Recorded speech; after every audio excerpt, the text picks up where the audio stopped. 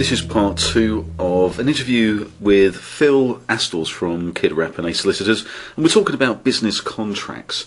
And Phil, I feel sometimes that when people put a contract in place, it actually gives a more, I don't know, air of professionalism to the contract, to the joint venture or whatever it is, and you don't have to worry about it too much. You can, get it written down, get all the things put in place that you want to make sure that both parties completely understand about the business, put it in a drawer and completely forget about it. Absolutely. And I mean, I spoke about the wriggle room, and it's a sort of favourite phrase of mine, but I think it's really important because business is slightly different to friendships in that there always comes a point in business where you need to wriggle a bit. It might be that someone hasn't paid you, or there's an opportunity to do a big bit of business, but you've got to fund that, or there's a cash flow issue, or whatever it is.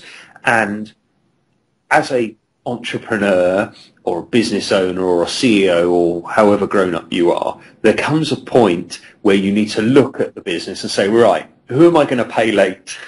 Who am I going to fob off? Who am I going to deliver goods late to? Who isn't going to get the goods this month? And where have I got an opportunity to, if you like, to play around, or as I put it, to wriggle a bit this month, because there are other opportunities that I need to take advantage of.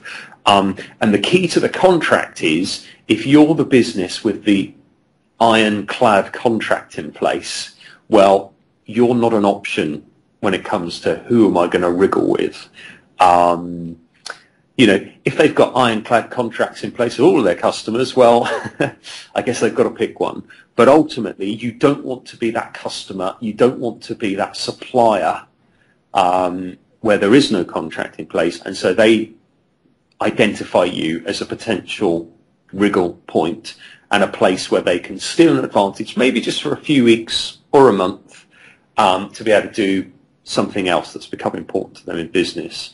And that's what it's all about. That's why, if you like, as a solicitor rather than an accountant, if you're an accountant, you produce some accounts and you say, hey, have you thought about maybe running your business this way? It could save you some money. Have you thought about looking at this? Have you thought about planning for that? And you can see instant benefit that you've received from that accountant. When you have a half-decent solicitor and they produce a good contract for you, no matter how thick or not it is, ultimately the best contracts just sit in your top drawer of your desk and you never look at them again.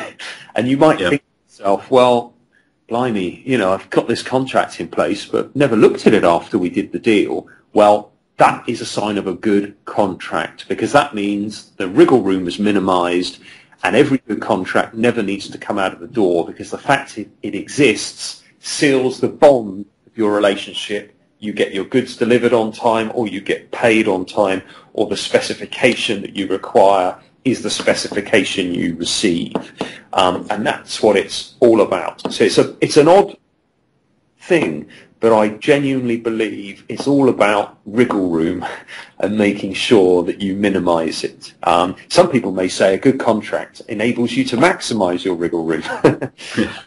But that's a whole different end of things. I guess it's how you're right, but I think, Phil, that's been a really enlightening way of looking at it, because it's not just about sticking a contract in because you think you ought to, but if you just that last piece where that little piece of advice where a company won't look at you as the person they might have to move the goalposts slightly for.